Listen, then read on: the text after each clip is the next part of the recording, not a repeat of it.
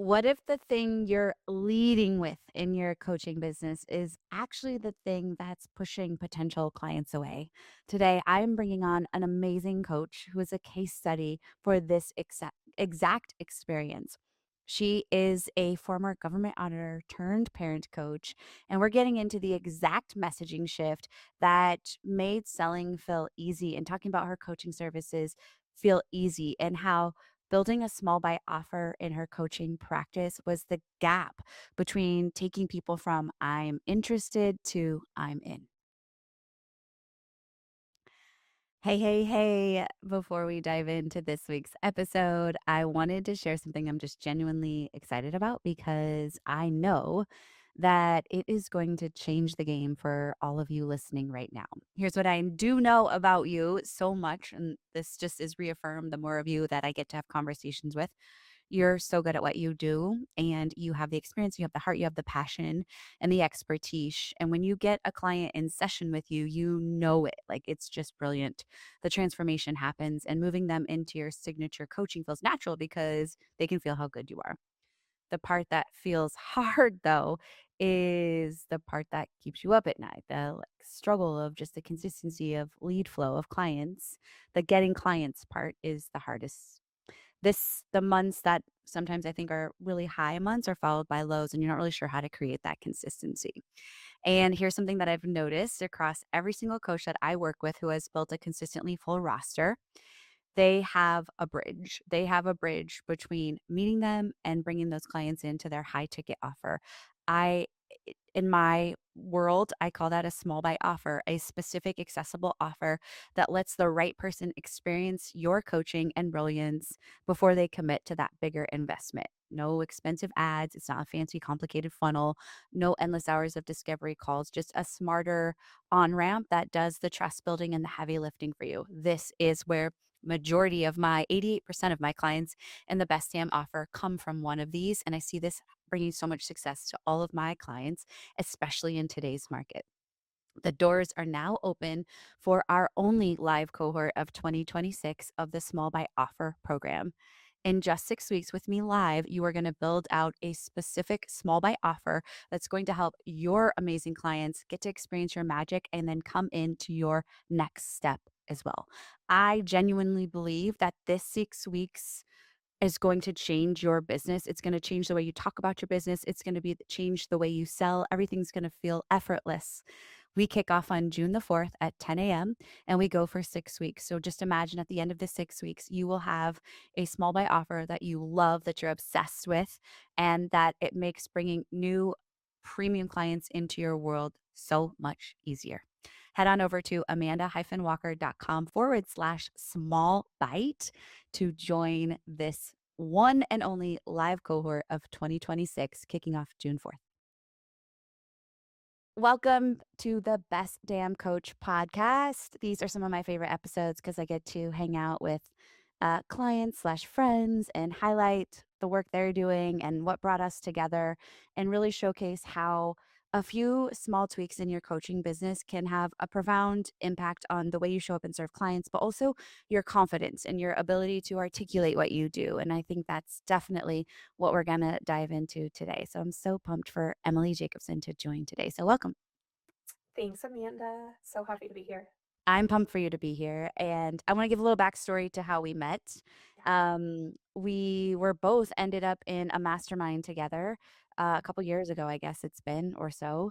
And what's cool about that group is there was like such a diversity of I would say experience levels and also just the kind of work we did inside of that. But I'm gonna say this, I hope you don't mind this, but I remember we were at a retreat in Palm Springs, and I don't know if the exercise was for us to go like, we were doing something as partners, and you and I, like, kind of went off into a corner and had our first kinda conversation, most intimately, and our energies are very, very different, and in that moment, though, like, it was such a good learning for me around just, like, the softness and approachability that I know that I wanna show up to be for people, but I don't always do that just because I'm in my big energy self, and that was really, really transformative for me, so I wanna thank you for that.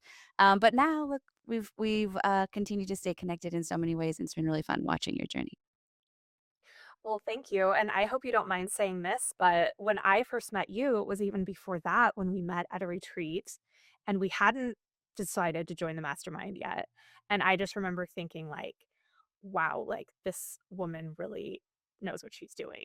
And now I've gotten to work with you and then become a beneficiary of all of your knowledge and all of your wisdom. And it's so fun to have watched our relationship just grow and just both learn so much from each other. Yeah, samesies. I love that so much. I would love for you to just share with the audience what kind of coaching you do, who you serve, just to give some context to this conversation, because it's going to really, like, so much of the languaging that's shifted for you has become of a direct result of the conversations we've had inside the Small by Offer and other coaching containers. So share who you serve and what you do. Yes. Thank you. So I serve parents. I love working with moms in midlife who have kids in elementary, even younger, but kind of like preschool, elementary, and middle school. And I help them stop snapping and just reacting when they're having tough times with their kids so that they can stay in connection with them and really enjoy parenting again. So good. I smile and my inside is like gushing for you as you say it because um It's been a journey, hasn't it? yes, it has in all the best ways. Because I remember the first time we met when we were at that conference I think I and know what you're gonna say, so I'm oh, gonna okay, you say it. You say it then. I'm not even gonna say okay, it. He's like, I met you, and I was a new coach. I was so excited and passionate about this career change I had made after, 20 plus years in the same very different industry. And we met, and I said, "Ah, so nice to meet you. I'm Emily. I'm a nervous system coach." And I know now that I know you, your business brain was going, "Oh, yeah, you can't lead with that." Because that's not what people are looking for, right? And so, yes, nervous system regulation is a key component of my work with parents, and it's what makes it different, but it's not what I lead with anymore because it's not what people don't know they need it. yes, so good. Is that what It's you were so gonna good. say? Am I Yeah, right? that's exactly what I was gonna say. So you just Yeah. and we're done. No, I'm just kidding. Yes. That's exactly what I was gonna say for sure. But I remember because the thing about you though is your passion and energy and love for what you do, no matter if you introduce yourself as a nervous system coach or how you actually introduce yourself today, that is felt. Like that's the X factor that is makes like this makes you magnetic as a practitioner. And so myself was like, oh my gosh, this girl's got so much going on. Like, I'm so pumped for her, but I just want to tell her. And then I was like, and we're not, right? And so it's so cool to just like watch that, which we're gonna continue to talk about that. One other thing I want to point out about it about you that I think is really important for the listeners to hear is you weren't born a coach. You didn't even actually come out of college as a coach. You did something else that was an entirely different skill set and expertise, and are transitioned or have transitioned that Mhm. and taken the pieces that matter and have formulated your brain into what it is today. And I think it's really important. I like to highlight this on the journeys because so many people feel like, oh, but I'm alone. I'm transitioning. It's like everybody that's a coach was an expert in a different area before. So, could you just give us like a little snapshot of what that is and what brought you into coaching? Sure. Yeah, I was doing something very different. I studied political science in undergrad. I went on to get a master's in public administration, which is kind of like getting your MBA for the government world and nonprofit world.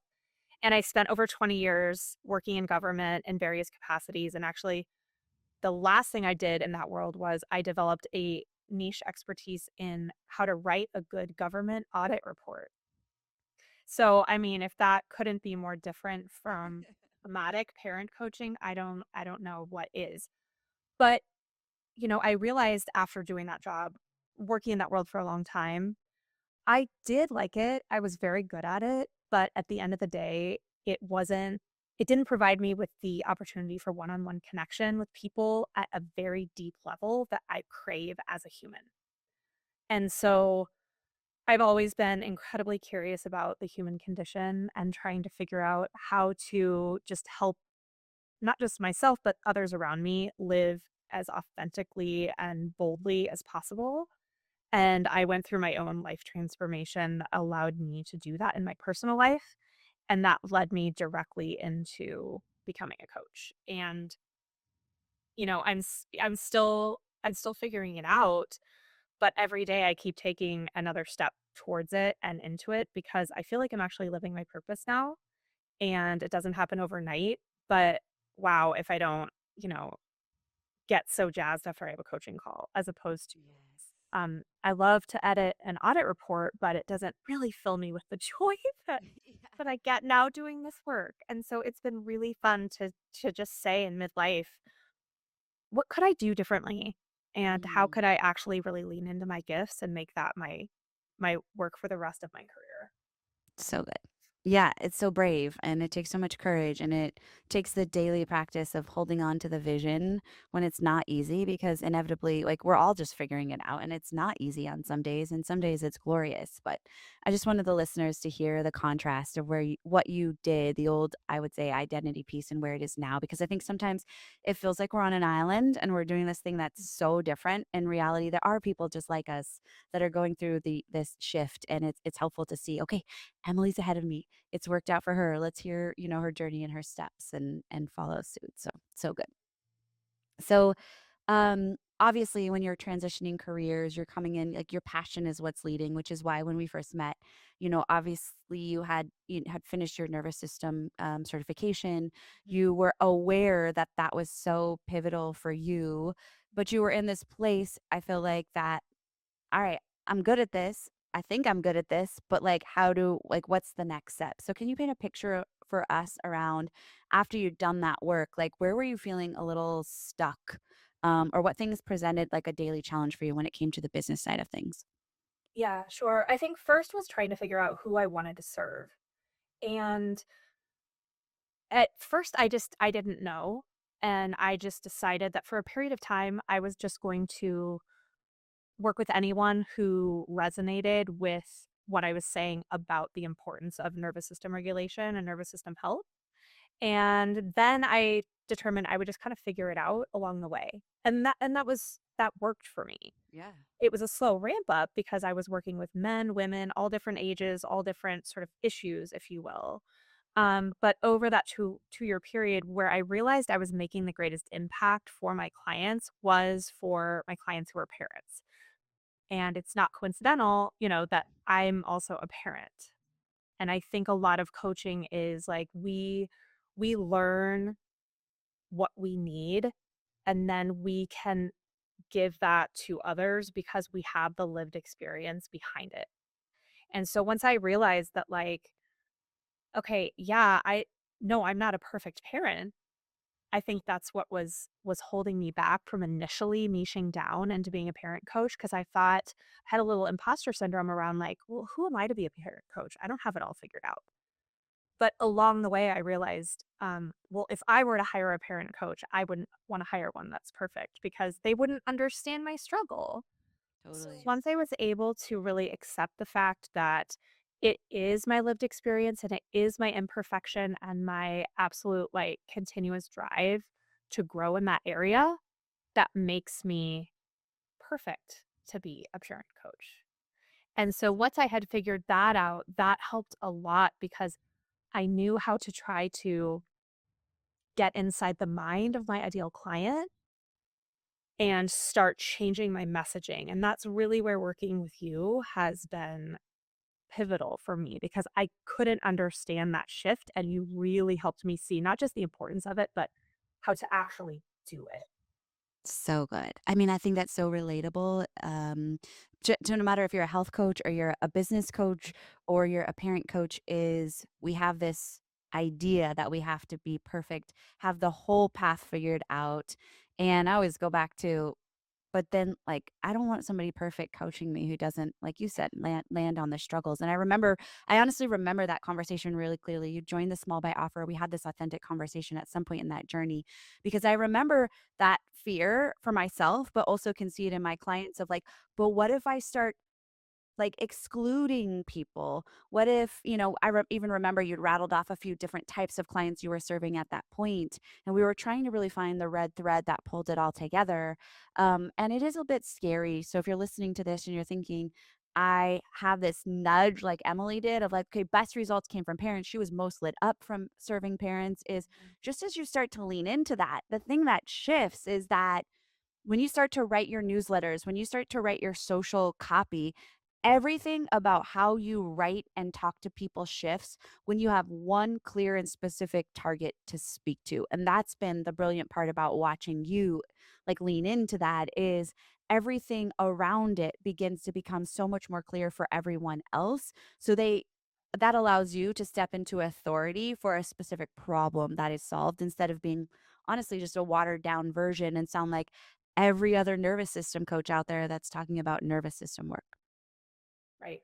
And the newsletter is a really good example of how I have been able to implement that shift because when when I started talking about parent coaching specific topics in my newsletter, drawn from my own experiences with my own children, I started getting so much feedback on my newsletters. People were responding saying, "Oh my gosh, wow, this really resonated with me." Or I'd see somebody that I know out in the world who also gets my newsletter and they'd say, "Oh my gosh, I'm just absolutely loving what you're writing about." And it really is just because I finally figured out who I'm writing to and figured out really easy, just like everyday ways to weave that into what I'm trying to communicate to people because again, like if the work is coming from lived experience. Yes, totally. And that's something we talk about all the time in all my coaching experiences is that to not disqualify that lived experience. We try to compartmentalize like this is my coaching bucket and I did these certifications and I've read these books and done these trainings. But like everything outside of that bucket is also informing how you show up inside of that bucket. So you're a parent of two children, it impacts how you operate a business, it's how you move through your business, how they move through their work too because parenting impacts business and vice versa. So it's really to lean into like all the facets that make you unique and specific. And somebody who is aware that they're under stress, but maybe it's more stress related to, I don't know, caregiving of their own parents. That message of that you're offering is still going to land, but it's not going to be as deep and as rich for somebody who is in the in the mud right now of struggling with parenting, and that's ultimately who you can serve at the highest level. Right. And I think that it's worth mentioning that since I have shifted to talking more about my parent coaching and it hasn't kept other people from coming to me. And it hasn't, I still occasionally work with men. I am doing workshops in more of like a corporate business environment. We're not talking about parenting there. So I don't find that it's limiting me, which is really what I was worried about. And I'm sure as Sure. a lot of what you hear from your clients. Um, it's honestly only helped.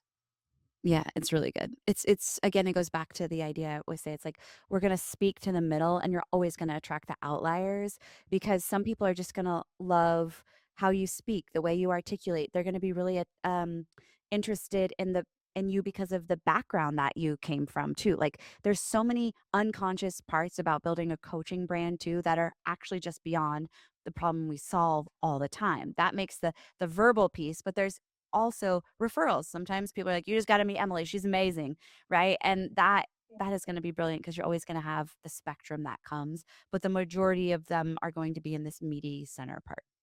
Yeah. So fast forward, you ended up being a student in the small by offer cohort. It was actually our beta live cohort. We haven't run one of those again since, well, until now. We're running a next live cohort. And you came in with the exact things you just shared, like uncertainty around how to proceed in talking about what it is. You knew there was a gap there. But I think one of the biggest struggles that you could feel, and I don't you correct me if I'm wrong, but it's like, I even feel like you told me this exactly, and I hear this often, but it's like, I just need to get them into a session with me because once they're in a session with me, then they want more. So, can you speak to a little bit about like that problem you were struggling with? And then we'll talk about what you ended up building inside the SBO. Yes. So the modality that I'm certified in is really incredible. And when people can experience it firsthand, there's a wow factor there and they do want more of it. And I'm pretty good at explaining what it's all about on a connection call. But I also know that I can get the best results for clients if they work with me for a longer period of time. Because much like if you were to hire a personal trainer and you'd go to the gym for one session and then walk away, you're not going to be in, bikini body shape in 3 months from Right. one session. You need to go back. You need to be consistent. And it's the same thing with nervous system regulation and training our bodies and our emotions through the somatic lens. But when you're talking to a new client, a potential client, and saying, hey, here's the result that I can promise you. No, I'll promise. I can almost certainly assure you if you put in the work. I'd love to work with you for 3 to 6 months. And that feels like a lot, especially when it's a modality that somebody is not familiar with. They don't have any baseline awareness of it. And so what I realized was people were intrigued, they were interested, but it was a real leap to say, yes, I'm going to work with you for 3 months. I'm going to commit to that. I have no idea what this whole thing is that you're talking about, but I'm going to trust you. And so that's where the small bite offer was really wonderful for me because I realized I needed something in between the connection call where their interest is piqued and the commitment to a longer term coaching relationship. And some people do jump right to that, but more like, gee, they want to come in and do this small bite offer, which we can talk about the specifics if you want to, but they'll come in and they experience it firsthand. They also get a sense of what I'm like to work with as a coach. And that's when they're like, oh wow, I get it now. This is really cool. I do want more. And then I can talk with them about the packages that I offer. So good. Yeah, I do want you to like talk about yours in just a second. I want to highlight an area where I know we had talked about through this process, but even on a cohort call, one of the common mistakes, or I want to even say objections to building a small buy offer, coming into my world to build it, I'll have coaches say to me, this wasn't you, but just in general, like, oh, I already have one. I already have one. And when I hear it, what it is just basically trying to take their 6 months of coaching and condense it into like this tiny piece, right? And it's impossible to take 6 months of coaching and condense it into one session. And that's actually not what we want. We don't want that idea. I teach something entirely different because it's effective. And one of the main things is what we have to do is identify like a high ROI problem we can solve in a short amount of time to get a specific win because that's what we want in that session. So can you speak a little bit to obviously we went through this and I taught this inside the cohort, but kind of where you landed and the light bulbs that happened for you to develop your small bite offer. Yes, absolutely. So what I did was I sort of, through being in the small bite offer program with you is like I sort of reverse engineered from looking at what do I ultimately want people to feed into where I can get the greatest return for them on their investment. And with my parent coaching, that's my 12-week program, um, which I also created with your help. And we won't talk about that today, but um, I was able to look at what's a piece of that 12-week program that I could offer in just a short 30-minute call with someone where they get a real tool that they can take into their day-to-day life, and it would be an example of one piece of a bigger puzzle that we would work on together in the future. And so one of the things that I think most of my parent clients struggle with when they come to me is in those moments of parenting that are challenging because your child is melting down, or they come home from school and they've been holding it together all day and they just lose it. And you just feel like they're not listening to me, they're being rude, they're this, that, and the other thing. And then you, as the parent, start to feel emotional. And then all of a sudden it becomes this, what I call a downward spiral of co dysregulation, where Mm, we're just mhm. feeding off of each other's negative energy. And all of a sudden, we've got some full blown out fight that didn't need to happen. And parents are really looking for what can I do to like stop that whole train in its tracks and keep us on track? And so I thought, okay, I could in 30 minutes bring someone in to a Zoom call with me. They could tell me what their struggle is. I could give them just a little bit of high level nervous system education, teach them a tool that they can use in real time. We do it on the call. They see, oh, I can see how my body has responded to this. And then we brainstorm, okay, let's think about this. Cause a lot of coaching is like, how are we going to do this in real life when I'm not here with you? We Yes. do a lot of like, The implementation priest, right? Yeah. yeah, is like, let's make a plan. You know, when your kid tends to meltdown, I want this tool in your back pocket and I want you to go practice it, And so then they go off and practice for a couple weeks and then they see, like, oh, wow, I really needed this. And now I want more for the other situations. And I want more for long term, like repatterning of relationships, not just um, right in the moment rescuings, Yes. but Yes. just and it's just so much better because I can talk about that in a connection call and say, "Hey, you'll learn that in my 3-month container," or I can have them hop on a 30-minute Zoom with me and experience it. And so you helped me see not just the value in having that little touch point, dipping their toe in the water, like I like to call it, but you really helped me figure out how to name it, how to price it, how to talk about it, all the other things that have made it a successful part of my business. This is such goodness. I'm so pumped for you. And I love that you just could line out all those things. And now the thing too is once you create it to continually talk about it, right? Once we have it, one of the greatest pieces, it's just about reps. It's knowing that it's good, you get results, and we have to constantly talk about our coaching services to get more leads inside of it. We think they've heard it. They have to have known. Like, they have to have known, and some do and some aren't ready, but that's exactly why we wanna keep talking about it because all it takes in your world is a few weeks of, man, some sticky parenting, and if you are top of mind in their inbox speaking right to them and you have this little tiny way for them to taste, and they've been in your world, like, that is the moment, right? Where now all of a sudden that whatever couple $100 offer, I forget your price point, leads into multiple thousands in a completely different parenting shift. But we have to also, we as coaches have to recognize the world we live in around coaching and the consulting space and know people are a little hesitant to trust. So you now have a way to downsell, to upsell, and you have this perfect go between in your offering suite. Yeah, yeah. I'm curious for you if you were to think back to the SBO specifically. Did you have like one big or maybe one small or something that you feel like was a really important breakthrough or learning from that experience that you feel like every coach needs?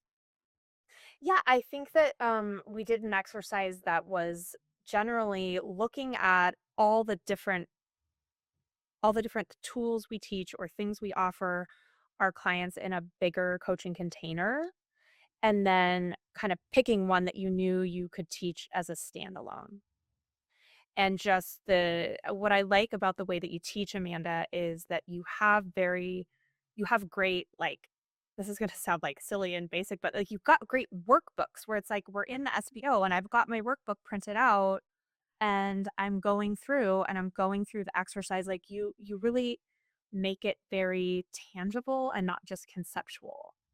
And so the exercise that I went through to look at, okay, what is like in the entire realm of what I offer clients, what are all the little pieces? And really just like dump it all out and break it down and then be able to evaluate, is this a good one for standalone? Could I Yeah. talk about this in a silo? And some of the pieces I couldn't, but I was able to find one where I could. And that made it feel a lot easier to create an entire offer around that didn't feel like it was missing something or it was confusing because it ties in with other pieces that I didn't have time for. Totally. And I think the challenging thing, thank you for sharing that. And I'm so glad the visuals and the workbook are all so supportive. It's honestly like I had to create them for myself, right? I'm like, my brain thinks in these visual processes and frameworks. So it's like I have to put it on paper. And I know that my clients are the direct, beneficiaries of that. But I think too the struggle that we all face as coaches is that what we know our clients will need through the process is not how they show up to us and what they're self-aware of what they need. Like 100% of every single person listening to this episode and every coach, I believe your client will need mindset work at some point. Mistake I made at the beginning and some parts of my journey are front loading that. And I thought, I'm gonna tell them they need this stuff, right? And that sounds really hard and time consuming.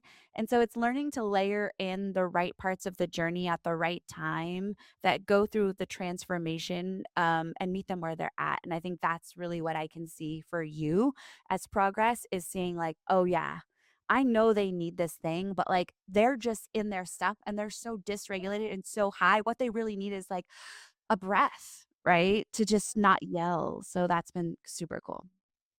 Yeah, that's so good because I you've had some great one-liners to me over time, and the one that I always come back to was, because I am so obsessed with the nervous system and this modality because it is so amazing. But I remember you said to me one time in the most loving way possible, "Emily, no one is up in the middle of the night at 3 a.m. Googling nervous system coach near, but they might be Googling, how do I stop yelling at my kids?" And I was like, "Oh, yeah."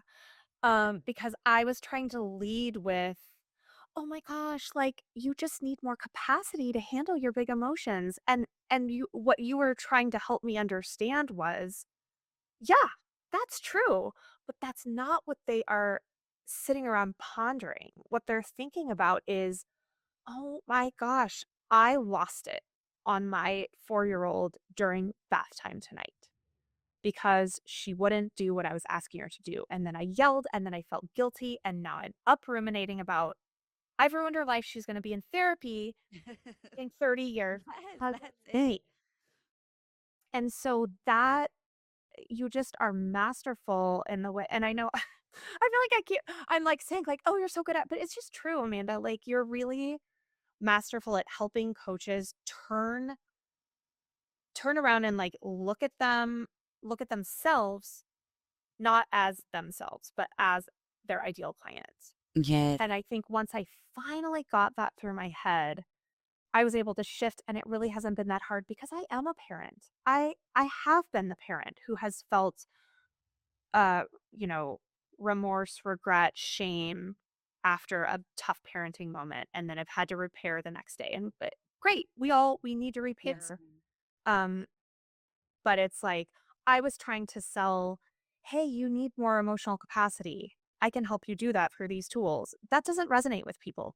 And so once I learned how to talk about, like, the struggle, that's really what changed everything for me, and identifying the struggle also is what helped me create my small bite offer, right? So good. Yeah, so good. Thank you for those kind words, but also like kudos to you for being willing to do the work and to develop the skill set. This is a skill. Understanding your client and spending more time diving deep with about who they are and not the surface stuff like that is going to make your business profitable and successful and you a better coach and you a better marketer when you can speak to those things and it's going to feel effortless for you but it's really going to feel effortless for them and that's the goal ultimately because you just know them so well you just speak from the heart and that makes selling easy that makes marketing easy. Yeah, and humans at the end of the day just wanna feel seen, and so if I can help people feel seen in their struggle, to know they're not alone, and to say like, "Oh, wow, this woman really understands me." I mean, then I'm already one step towards developing rapport, developing connection, developing trust because I get it. 1,000,000%. It starts on the sales page, it starts in the sales call, and then it just only grows from, there, so oh, you're amazing. Thank you for taking the time to just be with us and share your journey and your ahas and the struggles you went through. I think everything you shared today is just so relatable on so many levels to my journey, to the coaches listening. So, for anybody that would love to connect with you and learn more about your coaching or just connect in general, uh, tell us where we can go find you, or if you have any resources too, I would love for you to share them. Sure. No, this has been such a good conversation. And for anyone who's interested in learning more about my parent coaching work, I have a website, just emilyjacobson.com. And socially, I hang out over on Instagram. My handle is at Emily Jacobson Coaching. And there are some just fun tidbits about parenting and the struggles and little tips and tricks over there. I also have a free download on my website that's easy enough to grab if you go over there. If you want to learn more about ways you can support yourself. I love it. And we'll put all the links in the show notes for those of you that want quick access. So, again, thank you for taking the time. I am so grateful. Thank you.